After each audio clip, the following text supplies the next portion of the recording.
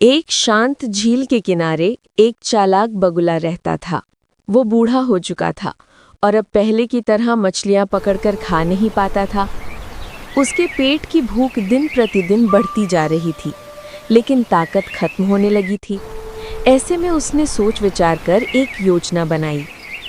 बगुले ने झील के किनारे खड़े होकर उदास चेहरा बनाया और मछलियों प्रिय मित्रों, मैं अब बूढ़ा हो चुका हूँ। अब मैं किसी काम का नहीं हूँ, इसलिए मैं अब जंगलों और पहाड़ों में संन्यास लेने जा रहा हूँ। अब मैं जाते जाते एक चीज़ बताना चाहता हूँ कि इस झील की सारी पानियाँ सूख जाएगी और सारी मछलियाँ मर जाएगी। इसलिए एक बगल का एक झील है जिसमें सभी को एक एक करके उसमें पहुँचा दूँगा, तो सभी का जीवन बच जाएगा और मैं धन्य हो जाऊंगा और मैं संन्यास ले लूंगा।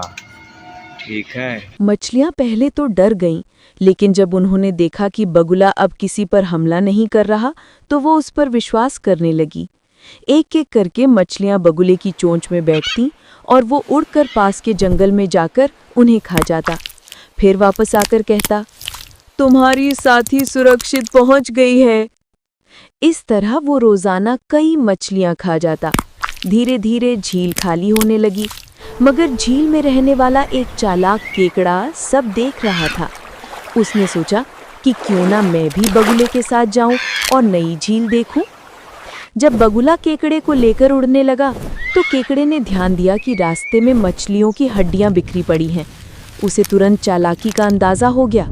उसने अपनी मजबूत पंजों से बगुले की गर्दन दबा दी। बगुला तड़प कर नीचे गिर पड़ा और मर गया। केकड़ा सुरक्षित वापस झील में लौट आया और उसने सब मछलियों को सच्चाई बता दी। मछलियां समझ गईं कि बिना सोचे समझे किसी पर भरोसा करना कितना खतरनाक हो सकता है। शिक्षा: हमें हमेशा चालाक लोगों की मीठी बातों से सावधान रहना चाहिए। लालच और अंधा विश्वास हमें मुसीबत में डाल सकता है।